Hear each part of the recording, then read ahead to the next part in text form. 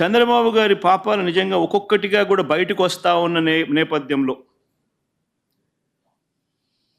ప్రజలందరూ కూడా చంద్రబాబు నాయుడు గారిని వేలెత్తి చూపించే కార్యక్రమం జరుగుతూ ఉన్న నేపథ్యంలో చంద్రబాబు నాయుడు గారు ఈ మధ్యకాలంలోనే లడ్డూ టాపిక్లో చంద్రబాబు గారు ఎప్పుడైతే ఈ మాదిరిగా చంద్రబాబు నాయుడు గారు ప్రజలు చంద్రబాబు నాయుడు గారు చేసిన తప్పును ఎప్పుడైతే తప్పులు పట్టడం మొదలుపెట్టారో, ప్రజలకు ఎప్పుడైతే వాస్తవాలు తెలియడం మొదలెట్టాయో, అప్పుడు ఈ పెద్ద మనిషి ఏం చేస్తాడు? టాపిక్ డైవర్ట్ చేయడం చేస్తూ ఏమంటాడు? టాపిక్ డైవర్ట్ చేయడం కోసం ఏమంటాడు? డిక్లరేషన్ సర్టిఫికేట్ అంటే ఇప్పుడు నిజంగా ఆశ్చర్యం కాదా? జగన్ ఏమన్నా కొత్తనా? రాజశేఖర రెడ్డి గారు ఏమన్నా కొత్తనా? నా మతం ఏమిటని తెలియదా ఎవరికైనా ఆంధ్ర రాష్ట్రంలో కానీ దేశంలో కానీ? నా కులం ఏమిటి అని చెప్పి ఎవరికి తెలియదా రాష్ట్రంలో కానీ దేశంలో కానీ?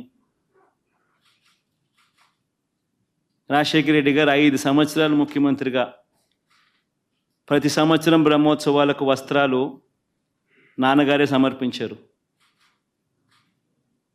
నాన్నగారు కొడుకునే కదా నేను కూడా తిరుపతికి ఎన్నోసార్లు పోయా కదా ఇంతకు ముందు కూడా, ముఖ్యమంత్రి కాకమునుపు. అంతెందుకు నా పాదయాత్ర మొదలెట్టేటప్పుడు వెంకటేశ్వర స్వామి ఆశీస్సులు తీసుకొని మొదలెట్టా. నా పాదయాత్ర అయిపోయిన తర్వాత నేరుగా తిరుపతికి వెళ్ళి కాలినడకన కొండెక్కా. తిరుపతికి వెళ్ళి కాలినడకన కొండెక్కి వెంకటేశ్వర స్వామి దర్శనం చేసుకుని తర్వాతనే ఇంటికి పోయా. నా పాదయాత్ర అయిపోయిన తర్వాత, నా 3648 కిలోమీటర్లు నా పాదయాత్ర అయిపోయిన తర్వాత. ఇవన్నీ తెలియవా రాష్ట్ర ప్రజలకు? మన అప్పుడు చంద్రబాబు నాయుడు గారు ప్రభుత్వమే కదా అప్పుడు ఉండింది. అప్పుడు నేను ప్రతిపక్ష నాయకుడినే కదా అప్పుడు. మన ఆయన కళ్ళ ముందరనే కదా వెళ్ళింది, తిరుపతి కొండెక్కింది 2 సార్లు. మళ్ళీ దాని తర్వాత నేను ముఖ్యమంత్రి అయినా 5 సంవత్సరాలు తిరుపతి బ్రహ్మోత్సవాలకు దగ్గరుండి వస్త్రాలు నేనే సమర్పించాను. వస్త్రాలను నెత్తిన పెట్టుకుని మోసుకుంటూ వెళ్ళి వెంకటేశ్వర స్వామి మీద భక్తి శ్రద్ధలు చూపిస్తూ వెంకటేశ్వర స్వామికి బట్టలు సమర్పించడం జరిగింది. నేను అడుగుతా ఉన్నా, ఫస్ట్ టైం ఎవడన్నా పోతా ఉన్నప్పుడు నువ్వేదో ఇట్లా మాటలు మాట్లాడినా అర్థం ఉంది. 10 సార్లు 11 సార్లు పోయిన తర్వాత ఈరోజు నేను తిరుమల తిరుపతి దేవస్థానానికి నేను పోతానంటే నేను అడ్డుకుంటూ ఈ మాదిరిగా నువ్వు నోటీసులు ఇస్తూ ఈ మాదిరిగా తిరుమల తిరుపతి దేవస్థానానికి నేను పోకూడదు అని చెప్పి ఈ మాదిరిగా నోటీసులు ఇస్తూ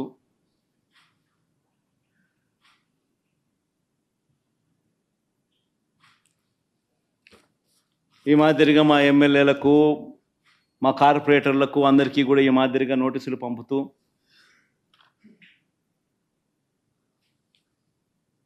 నేను అడుగుతా ఉన్నా, ఒక రాష్ట్ర ముఖ్యమంత్రి ఇంకా 5 సంవత్సరాలు బ్రహ్మోత్సవాలలో తిరుమల తిరుపతి దేవస్థానానికి వస్త్రాలు సమర్పించిన నేను, ఇన్నిసార్లు తిరుమల తిరుపతి దేవస్థానానికి వెళ్ళిన నేను, ఈరోజు తిరుమల తిరుపతి దేవస్థానానికి నేను రాకూడదట, పోకూడదట. కారణం ఏమిటంటే నా మతమట. నేను అడుగుతా ఉన్నా, నా మతం ఏమిటి అని అడుగుతా ఉన్నారు. అడుగుతా ఉన్నా నా మతం ఏమిటని. అవును, 4 గోడల మధ్య నేను బైబిల్ చదువుతాను, తప్పేముంది?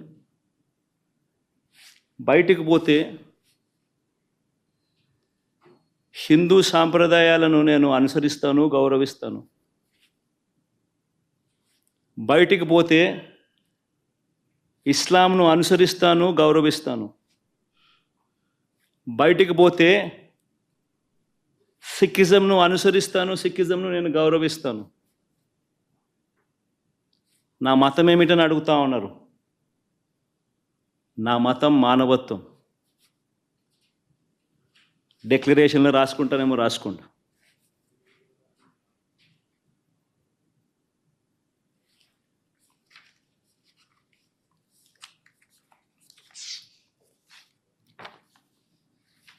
భారతదేశం కాన్స్టిట్యూషన్ నేను ఒకసారి చదువుతా. According to the preamble, India is a sovereign, socialist, secular, democratic republic. Secular అనే పదానికి అర్థం తెలుసని అడుగుతా ఉన్నా. గుడికి పోయే వ్యక్తిని నువ్వు ఏ మతము అని అడుగుతా ఉన్నావు. ఏ మతము అని చెప్పకపోతే గుడిలోకి ఎంటర్ కాకూడదు అని అంటా ఉన్నావు. సెక్యులర్ దేశం అని చెప్పి చెప్పుకుంటా ఉన్నాం. ఒక ముఖ్యమంత్రిగా పరిపాలన చేసిన వ్యక్తి పరిస్థితి ఇది అయితే ఇక ఆ దళితుల పరిస్థితి ఏమిటి? గుళ్ళలే పోగలుగుతారా? పోయే పరిస్థితి ఉందా? పోనిస్తారా? రానిస్తారా? ఏం చేస్తూ ఉండు? నిజంగా రాజకీయాల్లో మతం పేరుతో రాజకీయాలు చేయడం ఎంత దౌర్భాగ్యమో నేను ఇదే బీజేపీ పార్టీని కూడా అడుగుతా ఉన్నా. బీజేపీ పార్టీ గొప్పగా చెప్పుకుంటుంది హిందూయిజానికి మేమే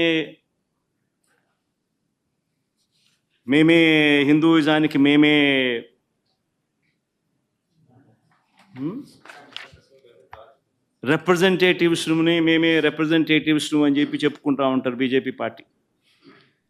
నేను ఇదే బీజేపీ పార్టీని అడుగుతా ఉన్నా, మీ కళ్ళ ఎదుటే అయ్యా బీజేపీ పార్టీ మిమ్మల్ని అడుగుతా ఉన్నా, ఈరోజు మీ కళ్ళ ఎదుటే మీ ఎన్డీఏ కూటమిలో భాగంగా ఉన్న వ్యక్తే తిరుపతిలో వెంకటేశ్వర స్వామి విశిష్టతను, తిరుపతి లడ్డు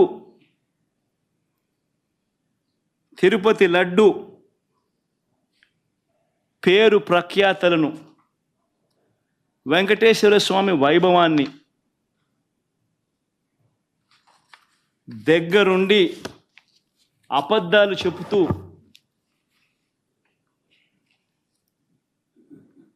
యానిమల్ ఫ్యాట్ వాడకపోయినా కూడా వాడినట్టుగా, లడ్డూలు తయారైనట్టుగా ఇన్ని ఆధారాలతో సహా రుజువు అవుతా ఉన్నా కూడా అబద్ధాలతో దుష్ప్రచారం చేసి తిరుమల తిరుపతి వెంకటేశ్వర స్వామిని అపవిత్రం చేసిన ఈ చంద్రబాబు నాయుడు గారిని ఎందుకు మీరు మందలించలేకపోతా ఉన్నారు? ఎందుకు మీరు వెనకేసుకొని వస్తూ ఉన్నారు? హిందూయిజంకు మీరే టార్చ్ బేరర్స్ అని చెప్పుకుంటారు. అంటే మీ వాళ్ళు ఏం చేసినా కానీ పర్వాలే,